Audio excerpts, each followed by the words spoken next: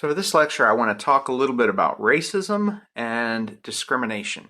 And I'm going to start with a quick overview or a quick um, back of the envelope sort of definition of racism, which we will then proceed to sort of um, critique and maybe dismantle a little bit. So let's start with a fairly routine or conventional definition of racism that you might find in any intro to sociology textbook. Any attitude, belief, behavior, or institutional arrangement that tends to favor one racial or ethnic group over another. Now, one of the first things that you might pick up on about this definition is that it is incredibly encompassing. One of the nice things about academic work is its emphasis on precision. And here we have a definition that covers both the things that people think as well as the things that people do, and a set of institutional arrangements that produce particular outcomes irrespective of the intentions or the motives of the people in those institutions. So when people use this kind of notion of racism to have conversations, if one person, for example, is talking about racist ideology, like white supremacy, for example, and another person might be talking about individual discrimination, like a person exercising some degree of discriminatory behavior motivated by bigoted or prejudiced attitudes, and then somebody else is talking about structural features of society that produce racially disparate outcomes. You've got three people talking about three different things, but all using the same word to describe that thing, and you get people talking past each other. So without dismissing the notion that racism is a serious thing that we need to talk about, I would suggest that understandings of racism have become really, really broad and encompassing in such a way that it actually makes it more likely that people will be talking about various different things while using the same word. And that is kind of a recipe for for misunderstanding. It's a recipe for sort of very frustrating and exasperating kinds of conversations. So I'm going to suggest that we use more precise language when we talk about the operation of racism. First, I want to talk about racial prejudice. Then I want to talk a little bit about racist ideology. Then, of course, I want to talk a little bit about individual discrimination and institutional discrimination. And you'll see, I hope anyway, the benefits of using a more precise set of terms when we conduct analyses of racial inequality and racial stratification and other problems related to race in American society. I do want to also point out the role that ethnocentrism plays in the operation of both racial prejudice, but especially racist ideology, right? So we talked about ethnocentrism way back toward the beginning of the semester, and I just want to remind everybody that ethnocentrism features quite prominently in and reinforces a lot of the sort of attitudinal dimensions, the cognitive dimensions of racism. All right, so racial prejudice is a tendency to overgeneralize in some way, usually negatively, toward an entire group. It's a very common form of racism or a common variation of racism. I think this is probably, if you were to look for manifestations or evidence of racism broadly understood in society, most of what you will find is going to fall into this category. There are three elements of racial prejudice. The first is what we call a cognitive element. The cognitive element of racial prejudice is organized around the things that people believe about a group. The affective dimension, AFFECTIVE, affective, that element is organized around the dislike that a person feels toward a particular group. And then the conative, CONATIVE, the conative element of racial prejudice is organized around the desire or the thought that one should behave negatively toward that group, right? So, what do I think? What do I feel? And what do these thoughts and feelings kind of compel me toward in terms of my behavior? It doesn't necessarily mean you act on it, right? But you feel that sense of wanting to behave negatively toward members of that group. So these are, as I said, these are attitudinal dimensions. These are things that exist inside a person's mind. As such, really hard to measure. Even if we ask people to sort of self-report, self-reported data can be very unreliable. There's a social desirability to particular kinds of answers, to particular forms of questions that lead people to sort of underreport the degree to which they might feel or experience racial prejudice. As we'll see in a moment, it's a concept worth talking about, but at the end of the day, probably less important than discriminatory behavior. And again, I'll get to that in just a few moments. The other attitudinal dimension of racism is what we call racist ideology. Now, this is a belief that one race is superior to another race. That superiority can be biological, it can be intellectual or cultural, it can be temperamentally, it can be moral, right? So lots of different ways in which one might create a kind of hierarchy of races and kind of organize and make those differences in that hierarchy meaningful. Just a note on ideology for a second. All systems require a kind of rationalization, right? There has to be, for the people who participate in these systems, there have to be justifications for the things that they do. So systems of inequality are no different, right? We look at, for example, in the United States, we look at economic inequality, and many people sort of rationalize that as an expression of kind of meritocracy, right? That the people at the top sort of deserve to be at the top, and the people at the bottom sort of deserve to be at the bottom, and it justifies and legitimizes that system of inequality. Well, when it comes to racial inequality, the ideology that rationalizes or legitimizes racial inequality is the ideology of white supremacy, right? That whites are the dominant group because they deserve to be the dominant group. If these other groups wanted to be less oppressed, they would change their behaviors, or they would, do things differently than they do now, because it's a legitimate system in the minds of the people who put themselves at the top. The legitimacy of that system is a function of the ideology. So the thing that happens often is that the ideology itself tends to get reproduced and reinforced within the structures of that society, within the patterns that order and organize everyday life, what we call an institutionalization. So the justification for, say, for example, redlining was to preserve, a racially segregated set of residential arrangements. The racist ideology behind separate but equal was that, we can have people like this in our society if we must, but there's no reason that we, as members of the dominant group, should have to share social and public and political space with these other groups of people, right? So the idea is that the racist ideology gets kind of utilized in creating institutional arrangements and practices within a society or a culture that very often reinforce the divisions that led to the need to rationalize it in the first place. So racist ideology is obviously going to be much more problematic than racial prejudice, although neither one obviously is remotely desirable.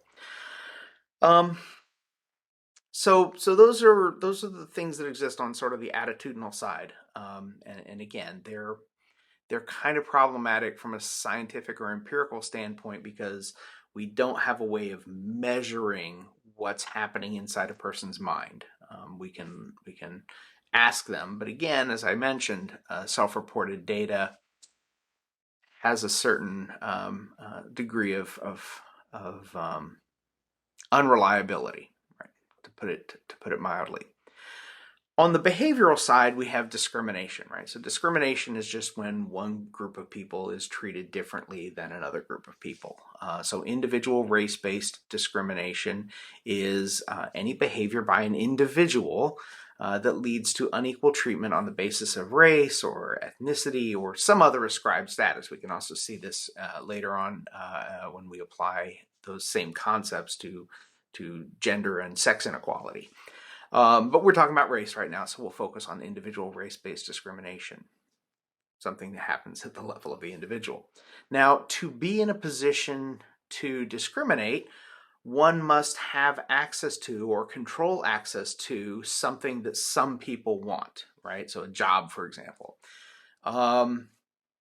If I can deny access to an employment opportunity to, people from a particular group, I can engage in a pattern of individual race-based discrimination that creates a harmful effect for members of that group. If I don't have the power to do that, then I may harbor racial prejudice or racist ideology, but if I'm not in a position to act on it, I can't be racist in this particular way. So sometimes, and you may have even had this conversation yourself, sometimes you might hear people say that only members of the dominant group can be racist. The problem with that, of course, is that everybody is free to form whatever racial prejudices or racist ideologies they want in their minds. So anyone can be racist in that sense. But the truth is that it does take control over access to socially desirable resources or opportunities or situations, such that those things can be withheld from some people while being given to other people. So in a sense, that is what people who make those kinds of arguments, are only members of the dominant group can be racist. What they're really saying is that to act on one's racist ideologies or to act on one's racial prejudice in ways that are meaningful and consequential to members of oppressed or subordinated groups, one must have some degree of control over some resource or resources that those people want. Again, I think this is part of what illustrates the problem with just using the term racism. It's overly broad. It's very sloppy and imprecise. Whereas if we were having conversations about individual race-based discrimination, it's very easy to see how only some people are able to engage in that particular kind of racism. So the precision lends itself to a more accurate picture of what's happening, in the world of intergroup relations when it comes to race and ethnicity. So that's individual race-based discrimination. Institutional race-based discrimination, what is sometimes also called institutional racism, is an arrangement or a practice within a social institution or within its related organizations that favors one racial or ethnic group over another. Now, this is where most of the discrimination that occurs, the consequential discrimination anyway, that occurs within American society, I firmly believe that this is where you find most of it. Now, there are two different flavors or two different types of institutional race-based discrimination. The first are what we would call intentional practices, things like the Jim Crow laws or chattel slavery, or residential or school segregation systems, right? So those operations of law, those operations of policy, were quite explicit in establishing, a distribution of an unequal distribution of resources or opportunities based on race, right? So Jim Crow played with race-neutral language a little bit more creatively than chattel slavery did, but not by much, right? So these are systems where the intent was overt. The intent was very, very clear. We want to create racial disparities because, we should, or it's important to, or it's economically beneficial, or whatever the justification is. Unintentional, or maybe a better way to say it would be subtle practices, would be the operation of processes within institutions, or the operation of processes within related organizations that create disparities in ways that don't necessarily reflect an overt intent. It's a judgment call, right? Whether these are intentionally racist but very cleverly hidden, or unintentionally discriminatory but nevertheless produce discriminatory outcomes. So it really, for me, one of the go-to examples is always the way we fund public education. K through 12 education in the United States is mostly funded through property taxes. Property taxes are a function of the relative value of property within a community, neighborhood, a city, a municipality, a district, whatever. More affluent districts, right? That districts where property values are are higher, are more valuable. They're going to have more resources to fund local education than poor communities, right? So leaving aside for a moment the fact that it's incredibly messed up to say that poor kids by law should have underfunded schools relative to wealthy kids. That's incredibly problematic, and I'm just going to put it aside, but not because it's not important, but I want to make the point about race.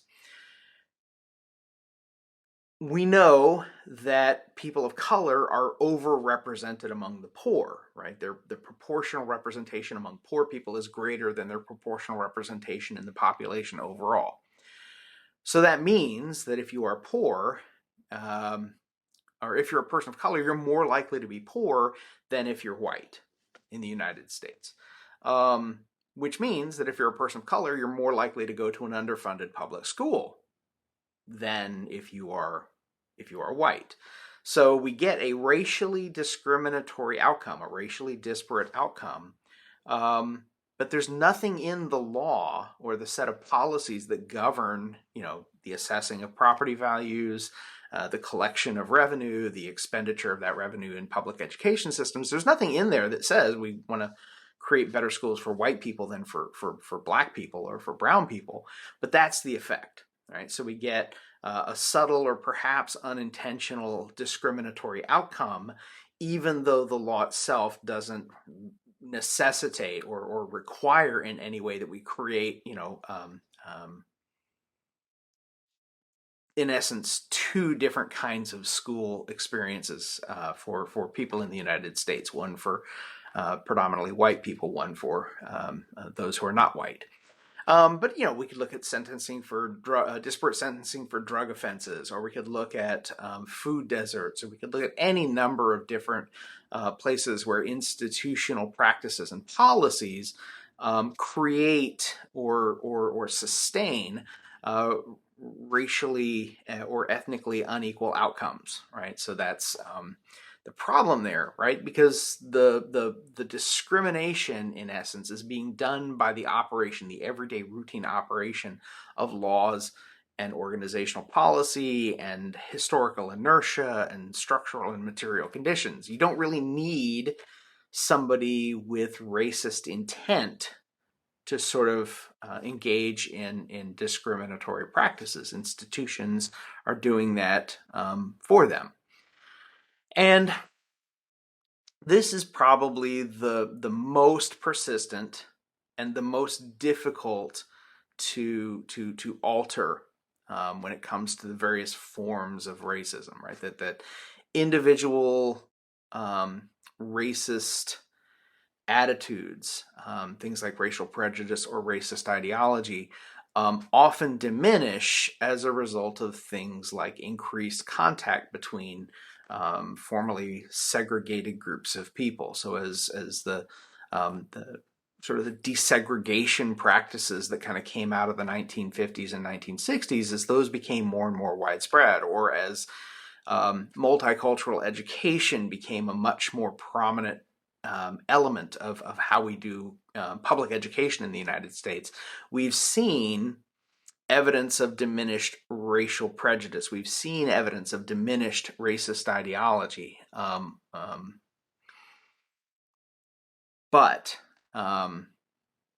although that might make it easier for us to live in a society where individual race-based discrimination becomes less common over time, through its prohibition or through the willingness of people to abandon those tendencies because they've embraced different ways of thinking about race and racial equality and all of that. Institutional outcomes, because they're often invisible, because there's nothing in the law that you can point to that says here's where the racism is in this law, or here's where the racism is in these practices that we find within these organizations. It's kind of hard to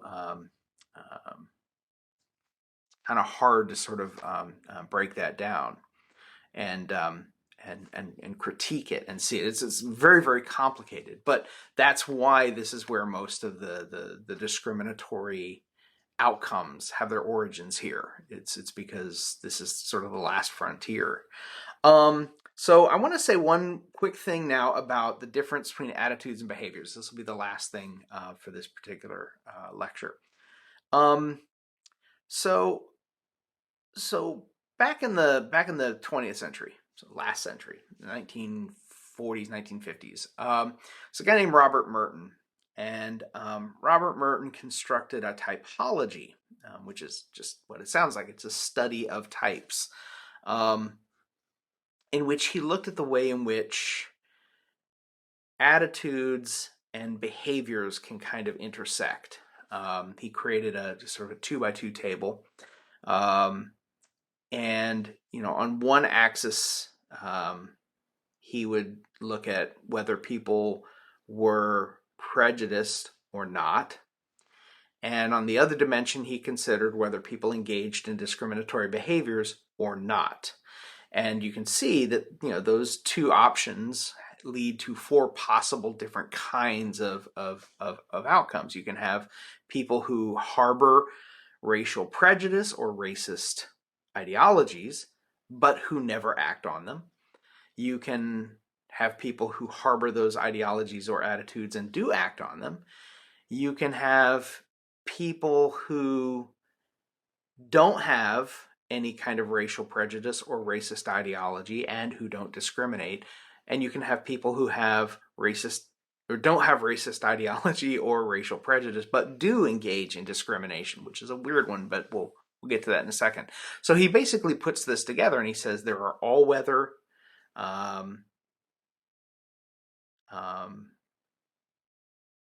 bigots. Well, I don't want to get into the details. It's kind of complicated, and the labels are kind of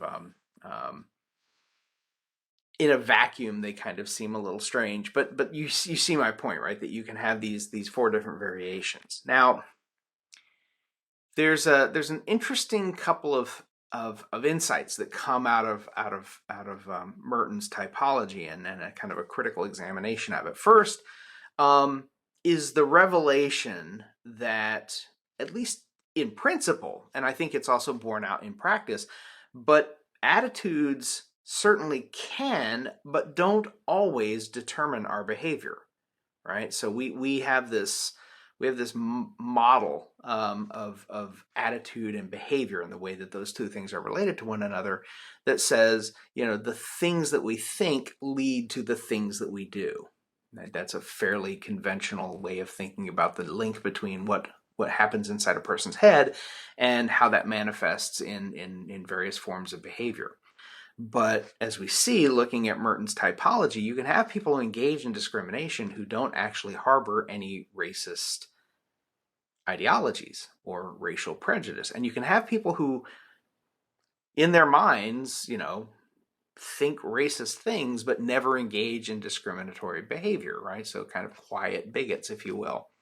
So we see that possibility kind of in the structure of his typology. Now, it is true that that attitudes sometimes do shape our behaviors, but Leon Festinger, a social psychologist from the middle 20th century, back in 1957, produces this model of the link between cognition and behavior that you guys might have heard of, called cognitive dissonance theory. And cognitive dissonance theory says that changes in behavior can actually sometimes create changes in attitudes. So we see the causal relationship as going from attitude to behavior. But Festinger's argument is that sometimes behavior can lead to attitude. Right? So if you are prohibited by law from engaging in discriminatory behavior, then over time it's possible that you just abandon your prejudice or your racist ideology because you're unable to act on it. And it's really uncomfortable for people to kind of hold contradictory positions between their attitudes and their behaviors. Right? So again, without diving too deeply into the social psychology of all of this, right, what I hope you can see is that relationship between attitudes and behaviors when it comes to racist ideology and racial prejudice on one side and then individual discrimination on the other is probably a lot more complicated than most people will acknowledge, or at least off the cuff would acknowledge. I think when most people think about this, they start to see the reasonableness of looking at it this way. I would like to point out that in the end, it almost doesn't matter what a person's attitudes are. I don't want to dismiss attitudes. I think they do matter. I think that the life of the mind is a really, really integral and important part of human behavior, right? But it's, from a scientific standpoint, it's kind of empirically problematic, right? Because we can't measure those things directly. But here's the thing. Imagine somebody goes into a restaurant. It's 1954, right? So pre-civil rights. You go into a restaurant in Montgomery, Alabama. You're black. You want to get a grilled cheese sandwich and a Coke. And the guy behind the counter who owns the restaurant says, you have to leave. I'm not allowed to serve you, right? You're a person of color. Law says I'm not allowed to serve you, right? Kicks you out. You don't get your lunch. The person behind the counter may have in his mind a well-formed and completely justifiable set of racial prejudices that he thinks are reasonable. He might hold racist ideologies like white supremacy that justifies and legitimizes his decision to kick you out of his restaurant. But he may just be following the law. Right? He may not have a personal problem in his mind with people of color, but he also doesn't want to lose his business. He also doesn't want to, sort of estrange and alienate his customer base. And so he engages in discrimination by treating this black customer differently, completely in the absence of any racist intent, right? Here's the conundrum, right? Here's where, as sociologists who are kind of we're just going to look at behavior. We're going to look at the things that people do, the documentable, observable, measurable things that unfold in the everyday dynamics of a society in which people are interacting. For the person getting kicked out of the restaurant, does it matter? Does the experience of being discriminated against feel any different if it comes from a place of racist intent or not? And I would put it to you that the answer is no, right? There's no way for this person to know what exactly motivated the discriminatory behavior. All they're experiencing is the discriminatory behavior. And so that is the thing that matters, and that is the thing that sociologists who study this stuff mostly try to wrap their analyses around. There are lots of sociologists who try to unravel racist attitudes and explore that side of the equation with, the obvious need to make some assumptions because some things just can't be empirically verified. But a lot of sociologists, rather than get into the weeds like that, will just say, let's look at what happens, right? It almost becomes incidental what kind of attitudes are playing a role in this process. And so I think that that's something to keep in mind. And one of the benefits of thinking critically about the difference between racial prejudice and racist ideology on one side of the equation and individual discrimination or even institutional race-based discrimination on the other side of it. If you can get, in essence, racism without racists, that's really the optimal set of arrangements for people who benefit from the current sort of interracial dynamic that exists in American society. And so when institutions and organizations can kind of do the work for you, yay, right? You can pretend like you don't harbor racist ideologies or racial prejudice, or you can even abandon those things entirely and you still get a set of operations and outcomes that benefit one group of people at the expense of or relative to other groups of people. So I'll leave you with that, and we'll talk a little bit more about the consequence of these kinds of discriminatory practices, specifically when we start to look at racial and ethnic inequality and racial and ethnic stratification. But that'll be for the next time. So until then, I'll say take care.